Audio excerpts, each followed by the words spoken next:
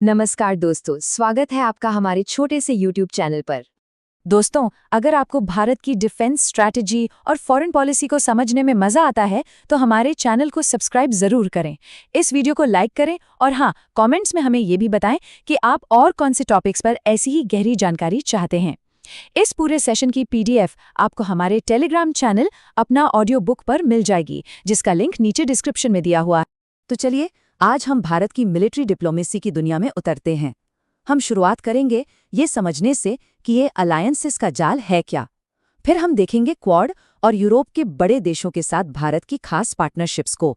इसके बाद हम अपने पड़ोसियों के साथ रिश्तों और अपनी खुद की घरेलू तैयारियों पर नजर डालेंगे।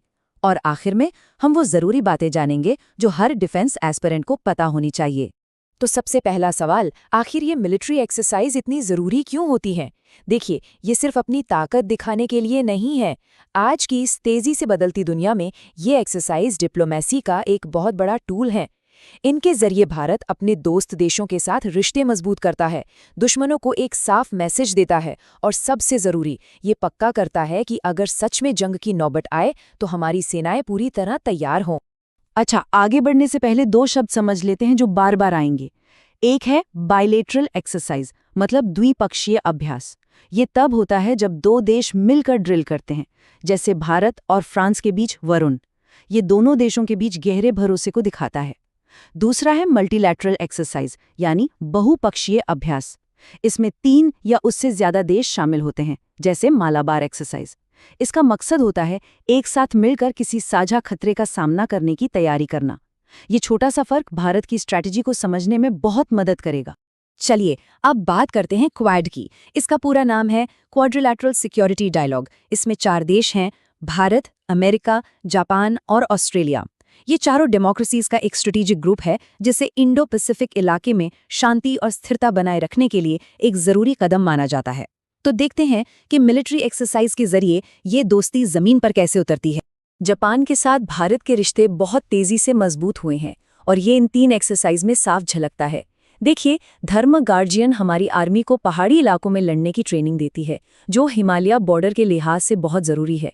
नेवी की जिमेक्स एक्सरसाइज समंदर के रास्तों को सुरक्षित रखने पर फोकस करती है। और शिन न्यू मैत्री से हमारी एयरफोर्स को एक दूसरे के एडवांस्ड एयरक्राफ्ट्स और तकनीक को समझने का मौका मिलता है। मतलब ये एक पूरी 360 डिग्री डिफेंस पार्टनरशिप है। अब बात ऑस्ट्रेलिया की। यहाँ हमारा फोकस एकदम क्लियर है, इंडो पैसिफिक रीजन। ऑसइंडेक्स एक बहुत ही हाई लेवल नेवल एक्सरसाइज है, जिसमें एंटी सबमरीन वॉरफेयर यानी पनडुब्बियों से लड़ने पर जोर दिया जाता है, और ये इस व्यस्त समुद्री इलाके में बहुत जरूरी है। वहीं ऑस्ट्रा हिंद हमारी आर्मी को एक बिल्कुल अलग तरह के माहौल में ऑपरेट करने का अनुभव देती है, जिससे हमारी ताकत और बढ़ती है। अमेरिका आज भारत का सबसे बड़ा डिफेंस पार्टनर है, और ये इन एक्सरसाइज के स्केल से पता चलता है। युद्ध अभ्यास तो है ही, लेकिन टाइगर ट्रायम्फ सच में बहुत खास है। क्यों? क्योंकि ये एक ट्राई सर्विस एक्सरसाइज है। इसका मतलब है कि इसमें हमारी आर्मी, नेवी और एयरफोर्स तीनों एक साथ काम करना सीखते हैं, बिल्कुल वैसे ही जैसे किसी असली लड़ाई या आपदा के समय करना पड़ेगा। इसे कहते हैं इंटरऑपरेबिलिटी, मतलब ये पक्का करना कि तीनों सेनाएं एक टीम की तरह मिलकर काम कर सकें। और अब आते हैं क्वाड की सबसे बड़ी और सबसे जरूरी मिलिट्री एक्सरसाइज पर, मालाबार। ये नेवी का एक जबरदस्त शक्ति प्रदर्शन है, जिसमें चारों क्वाड देशों की नौसेनाएं हिस्सा लेती हैं। 2025 में ये गुआम के पास होगी, जो पैसिफिक ओशन में अमेरिका का एक बहुत बड़ा मिलिट्री बेस है। ये लोकेशन अपने आप में एक बड़ा मैसेज है कि क्वाड इंडो पैसिफिक में फ्रीडम ऑफ नेविगेशन को लेकर कितना सीरियस है। और भारत की तरफ से इसमें शामिल होगा हमारा शानदार स्टेल्थ फ्रिगेट INS सह्याद्री। तो क्वाड तो हो गया, लेकिन भारत की दोस्ती सिर्फ यहीं तक नहीं है। यूरोप में भी भारत बहुत अहम डिफेंस पार्टनरशिप बना रहा है। फ्रांस और यूके जैसे देश सिर्फ हमें एडवांस्ड मिलिट्री टेक्नोलॉजी ही नहीं देते, बल्कि इंडो पैसिफिक जैसे मुद्दों पर हमारे साथ खड़े भी हैं। फ्रांस भारत का एक ऐसा दोस्त है जिसने हर मुश्किल वक्त में साथ दिया है। राफेल जेट्स इसका सबसे बड़ा उदाहरण है। नेवी की वरुण एक्सरसाइज अरब सागर में हमारी ताकतों को एक करती है, जबकि गरुड़ एक्सरसाइज में हमारे पायलट्स को फ्रेंच पायलट्स के साथ उड़ने और लड़ने का मौका मिलता है, जिससे उनकी स्किल्स और भी बेहतर होती हैं। यूनाइटेड किंगडम के साथ भी हमारे डिफेंस रिश्ते एक नए दौर में जा रहे हैं। आर्मी की अजय वॉरियर शहरी इलाकों में काउंटर टेररिज्म ऑपरेशंस पर फोकस करती है। नेवी की कुंकंग एक्सरसाइज इसलिए बहुत खास हो जाती है क्योंकि इसमें INS विक्रांत जैसे एयरक्राफ्ट कैरियर भी शामिल होते हैं। दोस्तों, किसी एक्सरसाइज में एयरक्राफ्ट कैरियर को शामिल करना एक बहुत बड़ा और जटिल ऑपरेशन होता है जो दोनों नेवी के बीच जबरदस्त भरोसे और तालमेल को दिखाता है। बड़ी शक्तियों के साथ दोस्ती अपनी जगह है, लेकिन भारत अपनी नेबरहुड फर्स्ट यानी पड़ोसी पहले की पॉलिसी को भी उतनी ही गंभीरता से लेता है।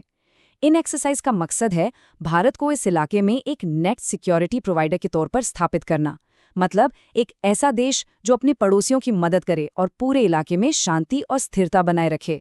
हिंद महासागर भारत का घर है और इन सभी एक्सरसाइज का एक ही मकसद है, इसे सुरक्षित रखना।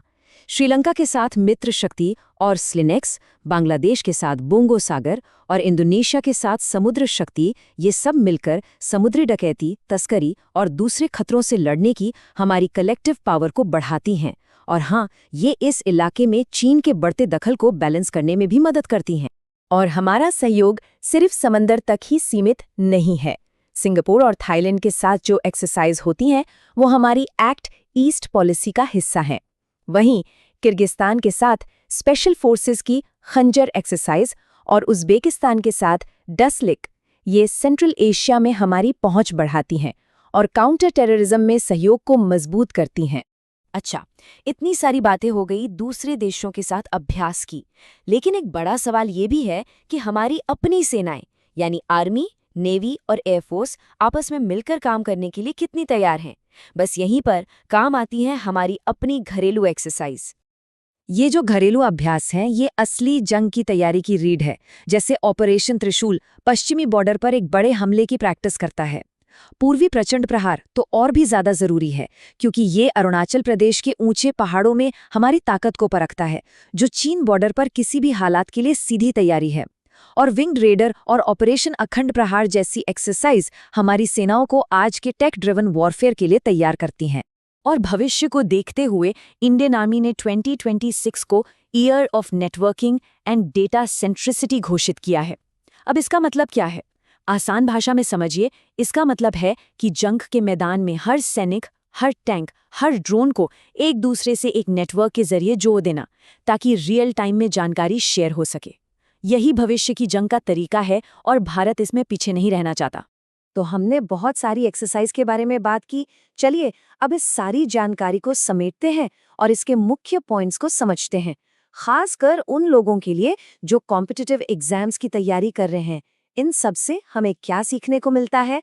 सवाल ये है कि ये जो हर साल दर्जनों एक्सरसाइज होती हैं, इनका असली मतलब क्या है?